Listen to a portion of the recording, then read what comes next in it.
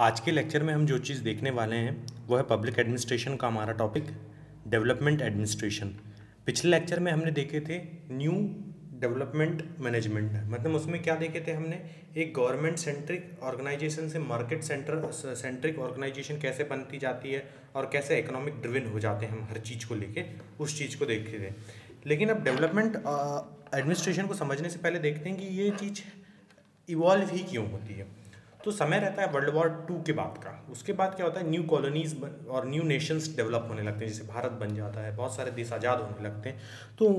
तो पुराना जो ट्रेडिशनल मेथड था वो कारगर नहीं था, क्योंकि वो डेवलप्ड नेशन हो चुके थे। अब इनको तो खुद से बनना था और अपने एडमिनिस्ट्रेशन को चलाना था, तो ये इसलिए इवॉल्व होते हैं।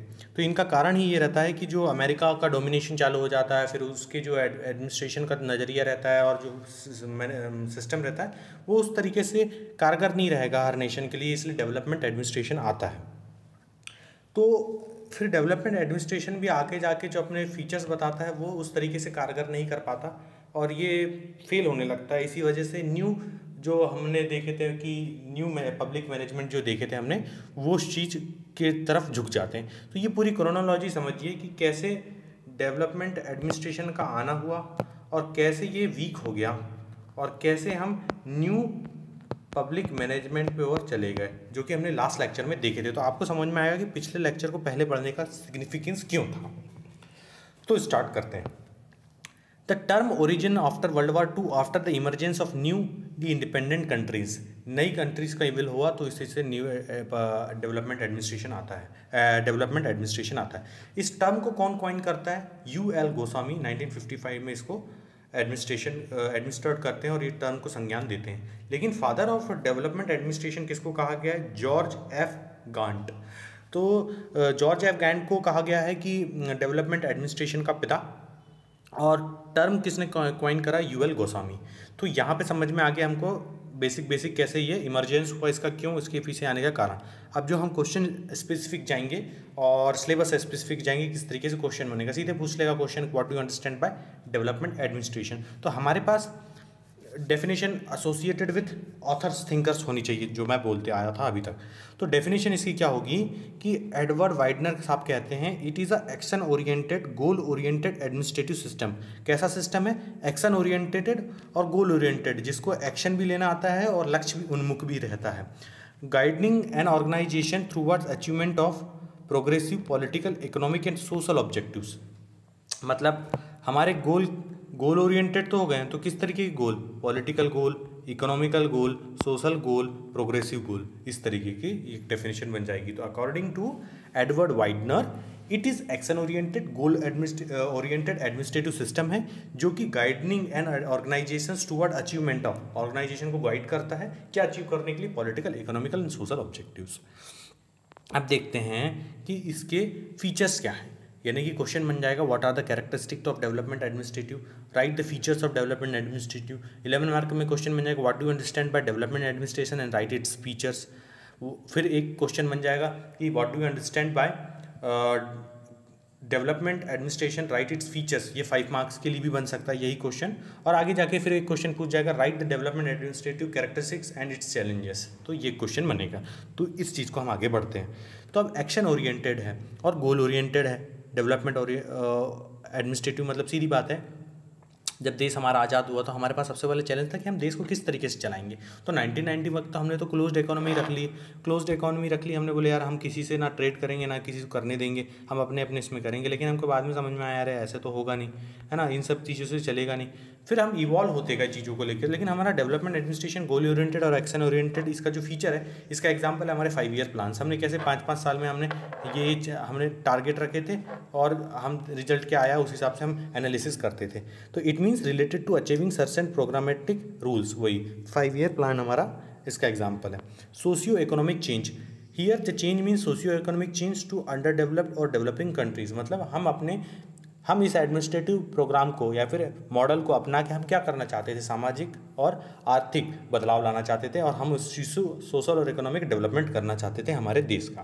क्लाइंट ओरिएंटेड, यहाँ पे क्लाइंट का मतलब है citizen, satisfying the needs of its client. मतलब हम अपने देश के जितने भी नागरिक हैं उनकी डिमांड्स, उनकी इच्छाओं को पूरा करें, क्योंकि हम डेमोक्रेसी यानी लोकतंत्र, मतलब लोगों का रूल इसलिए हमारे कोई भी प्रोग्राम ऐसे हों जिसमें हम सिटीजन की डिमांड को सेटिस्फाई करें।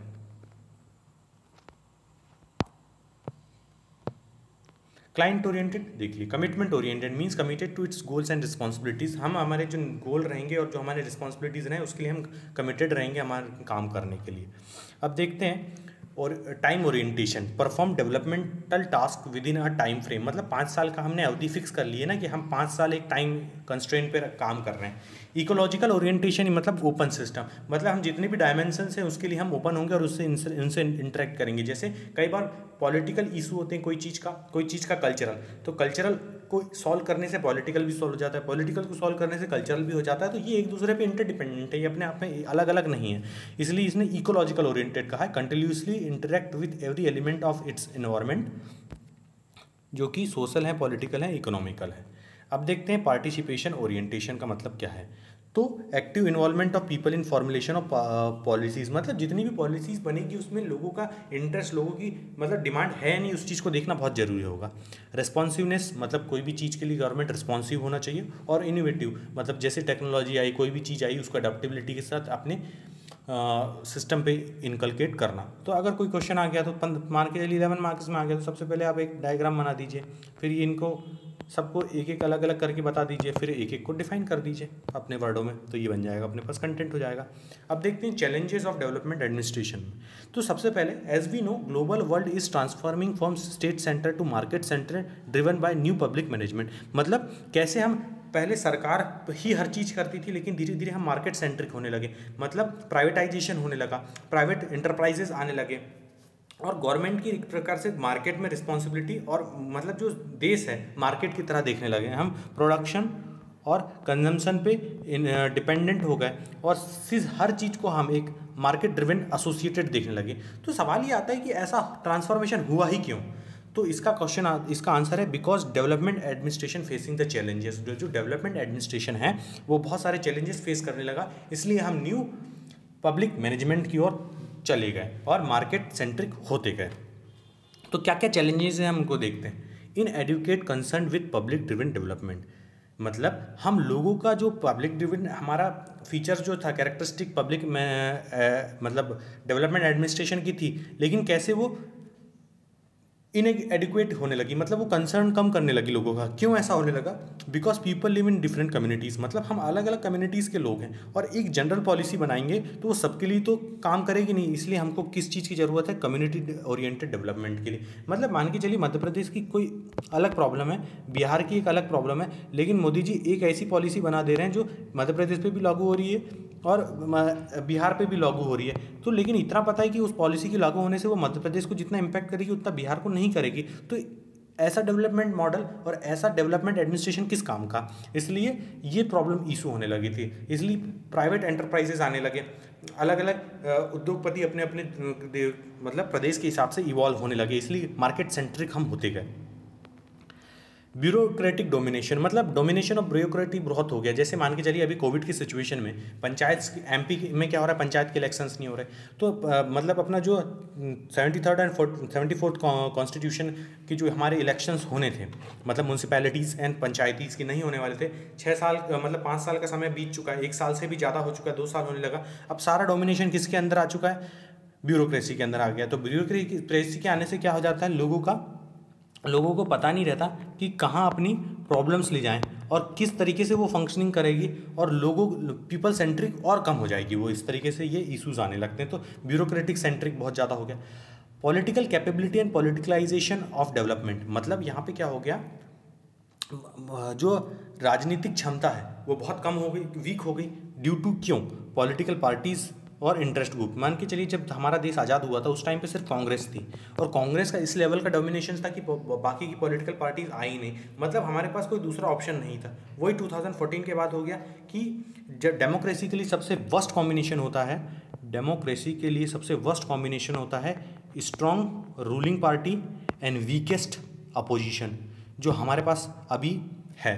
तो हमारा इतना वीक अपोजिशन है और इतनी स्ट्रॉन्ग रूलिंग पार्टी है कि ये सबसे बड़ा खतरा होता है डेमोक्रेसी के लिए, क्योंकि यहाँ पे वॉइसेस ऑफ पीपल बहुत तरीके से दब जाती है और सिर्फ गवर्नमेंट अथॉरिटेरियन रूल चालू हो जाता है। तो वही अभी भी हो रहा है जो पहले भी हुआ था। तो इसी वजह से हम मार्केट ड्रिवन और होते जा रहे हैं। एडमिनिस्ट्रेटिव करप्शन, मतलब करप्शन बहुत व्यापक तौर पे है, ये तो हर कोई जानता ही है। हमारे सिस्टम में सबसे बड़ी कमजोरी क्या है? करप्शन। एक्सेसिव पॉलिटिकल कंट्रोल, हर चीज़ में पॉलिटिकल कंट्रोल हो जाता है कि कई, मतलब अब मान के चलिए हमारा जो फार्मिंग वाला बिल था तो सबसे बड़ा वो स्टेट लिस्ट पे आता है। हमने उसी का, हमारे ही रूल्स का, कॉन्स्टिट्यूशन का लूप होल देखे, रूलिंग पार्टी ने लूप होल देखा और उसको सेंट्रल लिस्ट पे लाके और धड़ल्ले से सबसे बड़ा कंट्रोल उन्हीं ने अपने हाथ पे ला लिए। तो इस तरीके से एक्सेसिव पॉलिटिकल कंट्रोल हो गया।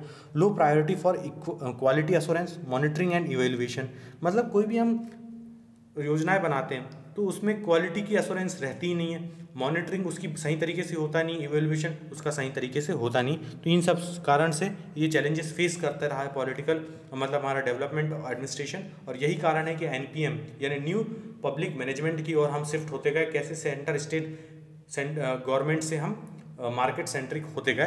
तो ये यहाँ पे हमने देखे, इनको बहुत मैंने लेमन लैंग्वेज में समझाने की कोशिश करा और क्वेश्चन ओरिएंटेड 3, 5 और 11 उस पर बांट दिया।